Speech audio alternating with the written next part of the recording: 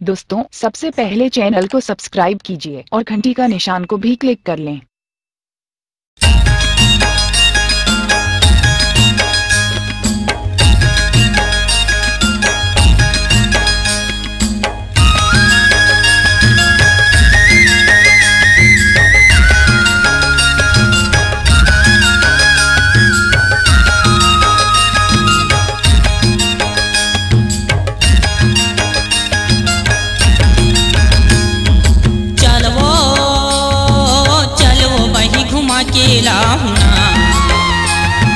छत्तीसगढ़ की देवी देवता दिखा के लाऊंगा। छत्तीसगढ़ की देवी देवता दिखा के लाऊंगा।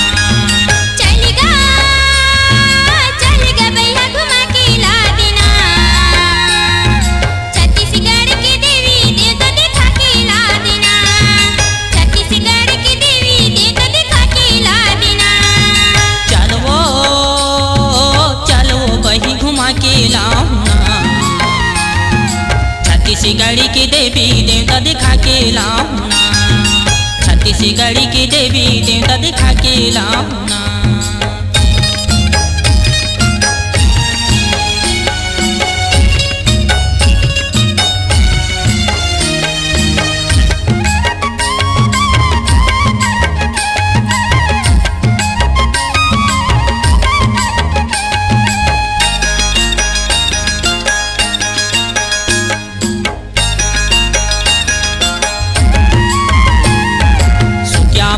मंदिर देखा हूँ गंडाई के गंगई का वो गंडाई के गंगई।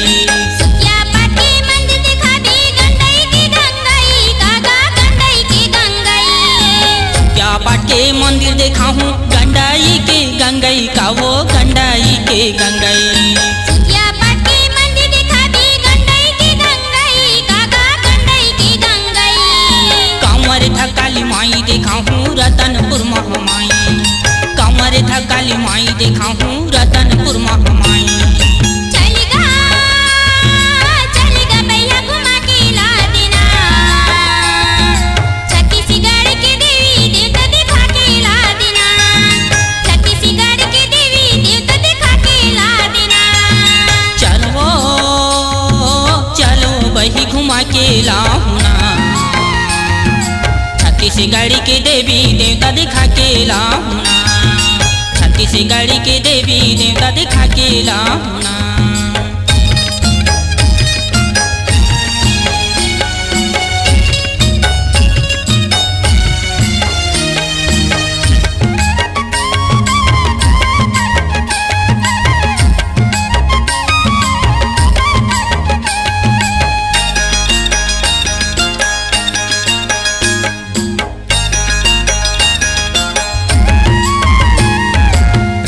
दुग्धा धारी देखा हूँ डोंगर गरबा मिलाई का वो डोंगर गरबा मिलाई।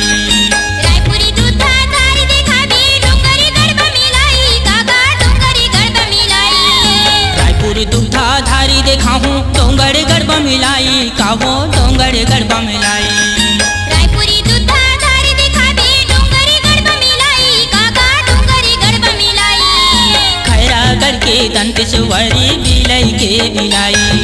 खैरागढ़ के दंतेश्वरी बिलाई के बिलाई। चलेगा भैया घुमा के ला देना। छत्तीसगढ़ की देवी देवता दिखा के ला देना। छत्तीसगढ़ की देवी देवता दिखा के ला देना। चलो वही घुमा के लाऊंगा। छत्तीसगढ़ की देवी देवता दिखा के लाऊंगा। छत्तीसगढ़ की देवी देवता दिखा के लाऊंगा।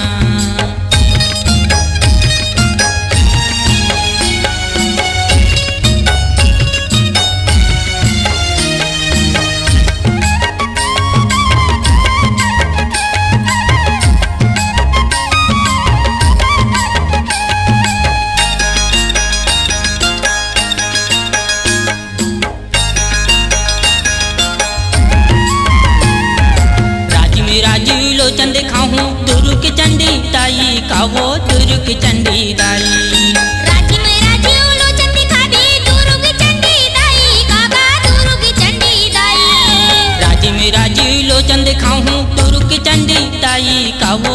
दुर्ग चंडी दाई। राजी में राजी उलो चंदी खाती दुर्ग चंडी दाई, कागा दुर्ग चंडी दाई। भोरा में देव के दर्शन पाके हो जाही जीव की भलाई।